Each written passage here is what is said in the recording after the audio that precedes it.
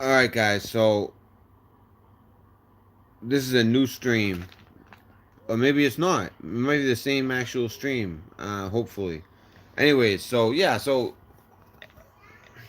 I don't know, man. I don't know. It might be the system I'm using, StreamYard. I'm not sure.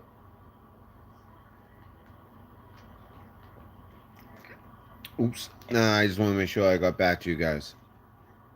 All right. So I mean, I changed the name, so I don't know if it's the same, but you guys can see me, right? Everything good in that way. Yeah, I'm back. The only thing is I can't share my screen.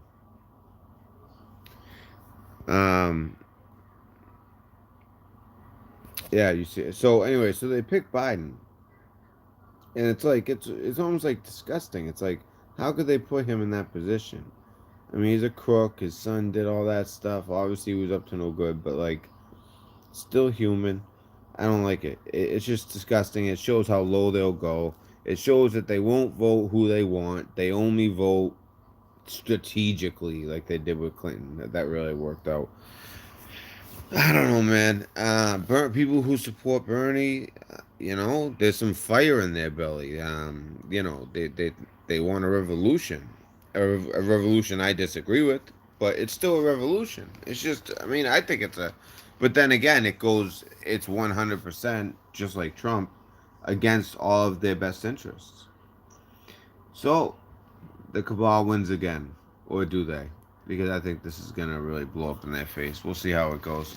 Anyway, so there was some. If I didn't, for those of you just joining, so yeah, Ted Cruz was quarantined, all this, and I don't have all my information up. Is suing CNN for libel. This follows similar lawsuits against the New York Times and the Washington Post. All three suits targeting opinion pieces. But some legal experts say the moves are off base. Jenna Ellis, Trump 2020 senior legal advisor. On the table. That is a false and defamatory statement that CNN knew at the time that it published the statement was false. There was an extensive record of the campaign disavowing and disclaiming any interactions of these sorts with Russia. Did they put that in the story? Did they put your side of the story anyplace? They didn't. And in fact, CNN, we reached out to CNN and asked them to retract and apologize, and they declined to, and they refused. So the campaign has been left with no option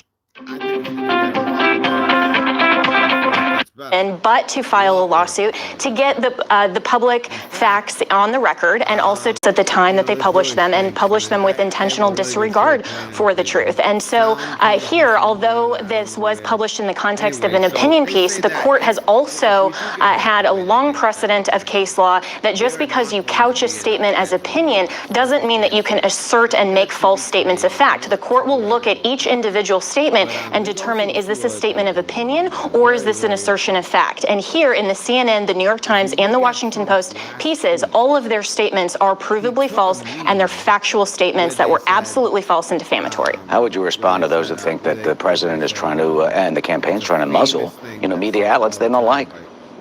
Not at all. And so this is the campaign that's filing the suits, not the president. And also, the freedom of press we, of course, value, and we have the freest, fairest press, but that doesn't shield the press to make false statements. And so, of course, that's why the law allows for libel suits and to hold these media outlets responsible when they publish false statements, because the public deserves to have the truth and not these false statements. And so we have to go to court because they're unwilling to retract these statements. But you just said, we have the freest, fairest press, but the president calls them the enemy of the people. During his rallies, he points out to all the cameras behind the audience and slams the media.